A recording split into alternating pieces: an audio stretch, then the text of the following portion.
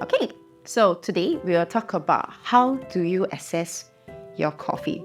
So I guess one of the most favorite question that I always get from our friends and customer is, I don't know what I'm tasting. I don't know how should I describe my coffee. So for me, I always taste my coffee with a very systematic approach. And I'm going to share with you how do I do that today. Why is this important and why do you need to know how to assess your coffee? First thing first, it definitely helps you when it comes to the calibration of your coffee. If you don't know how to taste, how are you supposed to even calibrate or make changes to your cup? Secondly, which is the most important thing, it actually helps you to better communicate in a more effective way between your friends, with your barista and your roaster. So let's kick that. So step one, we need to first find out what are the different aspects of coffee do we usually evaluate. So number one, you have your body and your mouthfeel. 2, acidity. 3, sweetness. 4, your aftertaste. And lastly, the flavor. So to make it easy for you, I'm going to split it up. Today, we'll just cover the 3 aspects of coffee, which is your body, together with mouthfeel, acidity, and sweetness. So before we dive in further into the other aspects, I would like first talk about evaluating the intensity of the coffee itself. So we always start with low, medium, medium high, and high. And this is probably one of the easiest way for you to assess coffee before going into describing how exactly this coffee tastes like. Let's dive further into the different aspects. For body and mouthfeel, what does body and mouthfeel mean? And what are we looking at when we talk about this particular aspect? For body, it's basically the weight that sits on your tongue. Imagine having a 0% sugar bubble tea or boba tea versus 100% sugar boba tea or bubble tea. The weight that sits on your tongue is completely different. So that's how we actually describe the intensity of body when it comes to coffee. So 0 being the lightest, 100% being the heaviest. And the other thing that is often associated with body is the mouthfeel. The feeling or the texture, the tactile that you get when the coffee sits on your tongue. My favorite reference would be the counterculture tasting wheel.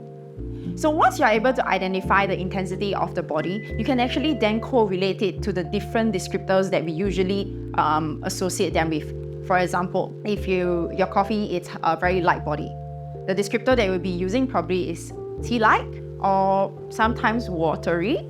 And if it's medium, we can look at like a 2% fat content kind of milk. Now let's look back into the bubble tea example. If you're drinking a 0% sugar bubble tea, it probably get a very more tea-like, sometimes watery, and you feel that it's very tint. But after you add in sugar, 100% sugar, it becomes a lot more syrupy. Or the best way is you can compare water, by drinking water, and drinking sugar syrup. The weight that sits on your tongue and the texture and feeling is actually very different. So my go-to is definitely the counterculture tasting wheel.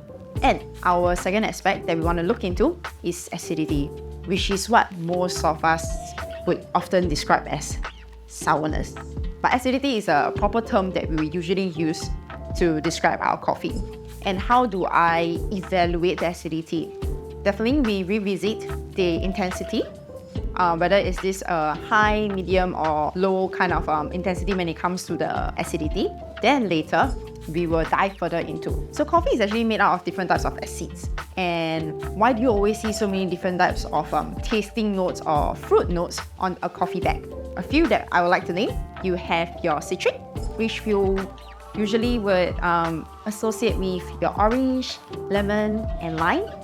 And then you have malic, like your green apple, tartaric, like your grapes and strawberries. And then acetic acid will be like your vinegar. And the other one that's often found is your lactic acid, which is what we find in milk.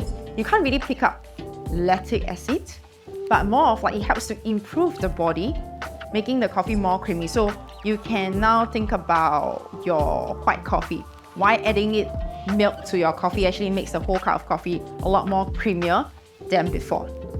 And the last one would be sweetness, which is what most baristas or most coffee professionals are after. You want your coffee to be really, really sweet. So sweetness actually can be broken down into different intensity as well. And we often associate with fruits or food or even chocolate that we actually come across. So the first level we will have is the grainy sweetness, like your oats. So there's some sort of sweetness to it, but it's not your sugary like kind of sweetness. And you also have your candy sweetness. Your sugar sweetness will be like a good example would be like your white sugar, your table sugar, and your brown sugar. So brown sugar in comparison will taste a little bit more earthy and herbal. And then lastly, you also have your chocolate sweetness. So if you are able to identify them by looking first into the intensity, and then that would help you to break down into what kind of sweetness would it be associated to. If you feel that the coffee sweetness intensity is low, you probably wouldn't describe your coffee to taste like candy or chocolate, maybe more towards the grainy side. So things like that. So these will actually help you to better assess your coffee. Alright, with all that being said, the best way to learn it is to practice it. So let's try for coffee. I'm not going to brew it, but I will use a morning machine. So before I forget, let me introduce this coffee. This coffee is from Krona. It's a coffee roaster located in the UK. This is a limited release under their rare series. It's an Ethiopian. So let's go. And with my new cup.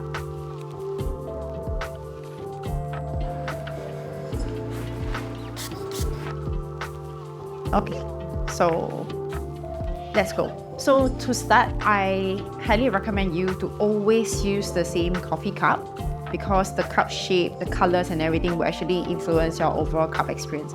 If you want to know more, you can always watch the previous video.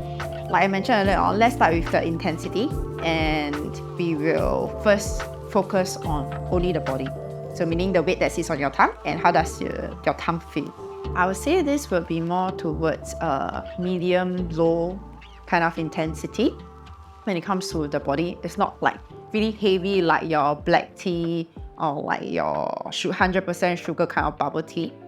This will be closer to I would say, flat white kind of texture, very silky. So for the second sip, when I revisit, now I will just focus only on acidity. So for this one, I feel it's pretty gentle, maybe towards light to light medium. The acidity will be more towards I would say like a fresh orange juice kind of citric acidity. Let me go for a second one. It's pretty good, this coffee. And follows with a very nice tartaric acid, with hints of I would say grape. So when it comes to the intensity for the citric, I would say it's more towards like medium, and tartaric maybe like medium low. So it reminds me of notes like orange juice as well as grapes. So now moving on to the last one, the sweetness. I think the sweetness is pretty high. I would say it's a medium to medium high kind of sweetness. Almost like your blackcurrant juice. And in my terms will be like the Ribena syrup or the Ribena juice, which is what we also known as the blackcurrant drink. So yeah, it only took me like 4 sips. It's very systematic. Every one sip, you focus only on one aspect, and later on you can put them all together to assess whether if this is a balanced cup, whether is it under or over extracted. So that's how I would highly recommend you guys to approach and how you were to assess your coffee. So yes, that's it for today. The best way to get better at this is to always practice, and every single sip focus on only one aspect. That would be the best. So being able to assess your coffee accurately is an essential skill to improve your coffee brewing skill at home. Now, I hope I have helped you to unlock the key to making better coffee at home. And in our next video, we will cover about how do you calibrate your coffee and apply what we have talked about and discussed today. Thank you.